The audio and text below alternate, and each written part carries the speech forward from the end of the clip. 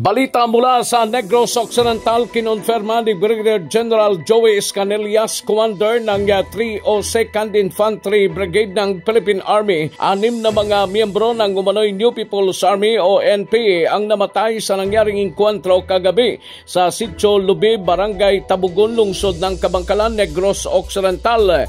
Ayon kay Escanillas, ang mga namatay kinilala o wala pang kumplitong pangalan ay sina alias Bravo Peter, Squad Leader 2 ng nasabing grupo, at ang asawa nitong si alias Diane, alias Guring Rico, isang Medic 4, alias Ricoy na isang Vice Squad Leader Squad 3, alias Brindo Kenneth, Vice Squad Leader Squad 2, at may isa pang babae na hindi kilala. Dagdag pa ni Escanillas, pumunta sa lugar ang mga miyembro ng 47th IB dahil sa report na mayroong armadong grupo sa nasabing lugar. Sakay ng motorsiklo ang mga NPA kung saan mataan ito ng militar, at doon nagka-inkwentro ang 6 na miyembro ng rebelde at tropang militar.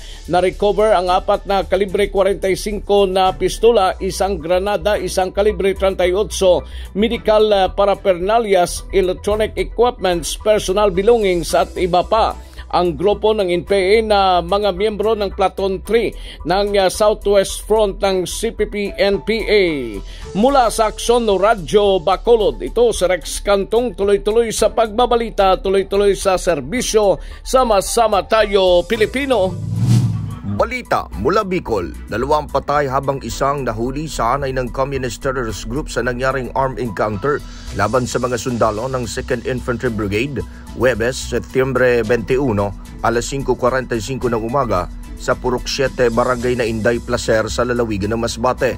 Sa report ng 9th Infantry Division, Philippine Army, agad na rumisponde ang nasabing brigade na nakabase sa nasabing lugar sa isang impormasyon ng isang concerned civilian ukol sa presensya ng 8 armadong individual na nakilalang mga CTG na nagresulta sa 10 minutong putukan. Napilitang umatras sa mga umano'y CTG sa direksyong Silangan, bahagi ng lugar. Patay ang 2 hindi nakilalang CTG, habang isa naman ang nahuli na nakilala sa pangalan na George Basagre o mas kilala sa pangalan na alias Burundok, habang wala namang casualty sa panig ng mga sundalo ng gobyerno. Na-recover sa lugar ang isang M653 rifle, isang caliber 38 revolver, 3 short steel magazine, isang long steel magazine, isang cellphone at isang backpack na naglalaman ng medical paraphernalias at mga personal na gamit ng mga terorista. Nagpapatuloy sa ngayon ang hot pursuit operations ng mga kasundaluhan sa iba pang communist terrorist groups sa nangyaring engkwentro. Mula sa MBZ Network News, ito si Ray Baton Jr.